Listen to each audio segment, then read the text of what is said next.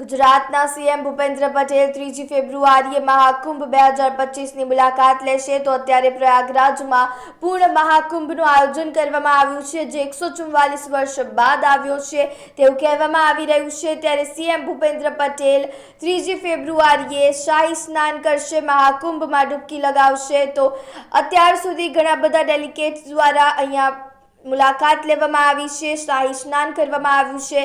આજે ગૌતમ અદાણી દ્વારા પણ પ્રયાગરાજમાં શાહી સ્નાન કરવામાં આવશે। તો મુખ્યપ્રધાન ભૂપેન્દ્ર પટેલ પ્રયાગરાજ જવાના છે, મહાકુંભમાં જઈને સીએમ શાહી સ્નાન કરશે। તો 3 ફેબ્રુઆરીએ સીએમ મહાકુંભમાં ભાગ લેશે। તો અત્યાર સુધી કયા અધિકારીઓ તેમના સાથે જશે તે પ્રકારની કોઈ પણ માહિતી હજુ સામે નથી આવી, પરંતુ જે મહાકુંભ છે તે હિન્દુ શાસ્ત્રનો એક સૌથી મોટો મેળો માનવામાં આવે છે। જ્યાં મહાકુંભ છે તે દર 12 વર્ષે આવે છે, ત્યારે દરેકની ઈચ્છા હોય છે કે આ મહાકુંભમાં જાય અને તેમાં એક સ્નાન કરે, એક દર્શન કરે। ત્યારે જે ગુજરાતના મુખ્યમંત્રી છે ભૂપેન્દ્ર પટેલ તે પ્રયાગરાજ જશે, મહાકુંભમાં જઈને સીએમ શાહી સ્નાન કરશે। તો 3 ફેબ્રુઆરીએ સીએમ મહાકુંભમાં ભાગ લેશે।